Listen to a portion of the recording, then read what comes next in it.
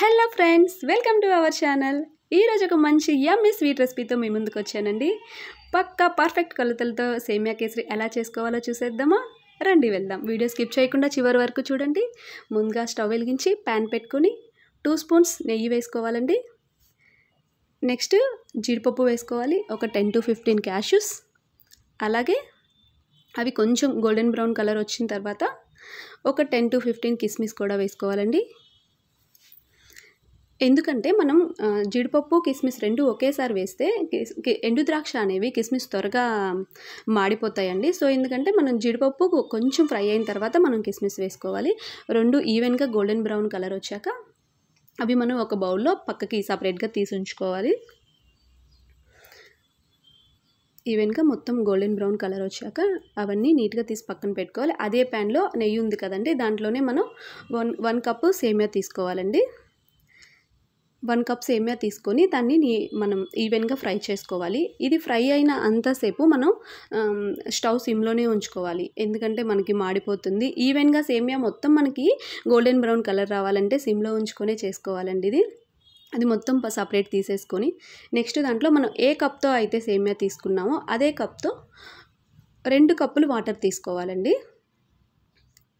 సేమియా 1 కప్పు తీసుకున్నాం కదా, సో 2 కప్పులు మనం వాటర్ తీసుకోవాలి. వాటర్ మంచిగా మరగాలండి. మంచిగా మరిగేటప్పుడు దాంట్లో మనం ఒక పించ్ ఆఫ్ ఫుడ్ కలర్ వేసుకున్నా అండి నేను. మీ దగ్గర కానీ కుంకుమ పువ్వు ఉంటే అది వేసుకోండి, సాఫ్రాన్ ఎందుకు బెటర్ కదా, అదైతే హెల్త్కి మంచిది. నా కాడ అయిపోయింది, అందుకే నేను సాఫ్రాన్ ఇది వేసుకున్నాను, ఫుడ్ కలరు. అది ఇలా మరుగుతున్నప్పుడు మాత్రమే మనం సేమియా వేసుకోవాలండి. ఎసరు మంచిగా మరిగి ఇలా బబుల్స్ వచ్చినప్పుడు మాత్రమే మనం సేమియా వేసుకోవాలి.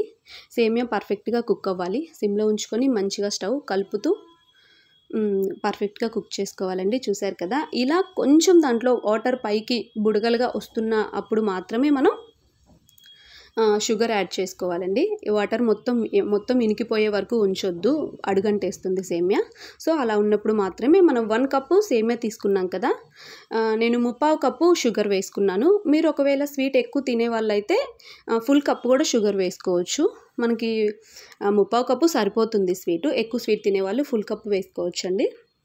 సో మనం షుగర్ వేసి మంచిగా కలుపుతూ సిమ్లోనే ఉంచుకొని మంచిగా కలుపుతూ ఉండాలి. సో మనకి ఇలా కొంచెం నురగలు వచ్చినప్పుడు జస్ట్ ఒక చిటికెడు నేను యాలకుల పొడి వేసానండి. ఇష్టం ఉన్నవాళ్ళు పచ్చకర్పూరం కూడా వేసుకోవచ్చండి, టేస్టీగా ఉంటుంది. చూసారు కదా, అలా దగ్గరికి వచ్చిన తర్వాత మనం ముందుగా వేయించుకున్న జీడిపప్పు కిస్మిస్ 2 వేసేసుకోవాలి దానిపైన. అంతే అండి, ఎక్కువసేపు ఉడకనివ్వకూడదు, సేమియా గట్టిపడిపోతుంది, మనకి సాఫ్ట్గా ఉండదు పాకంలో. సో జస్ట్ ఒక 2 minutes షుగర్ కలవనిచ్చేసి ఆపేస్తే మనకి త్వరగానే గట్టిపడిపోతుంది. చూసారు కదా, ఫైనల్గా అయిపోయింది. మనం దాన్ని సపరేట్గా ఒక బౌల్లో తీసుకొని డెకరేషన్ చేసేసుకోవడమేనండి. అంతే, ఎమ్మీ ఎమ్మీ సేమియా కేసరి పర్ఫెక్ట్ పక్కా కొలతలతో, చాలా ఈజీ ప్రాసెస్ అండి. చూసారు కదా, ఎవరైనా ట్రై చేయండి, నచ్చితే please do subscribe my channel. Thank you.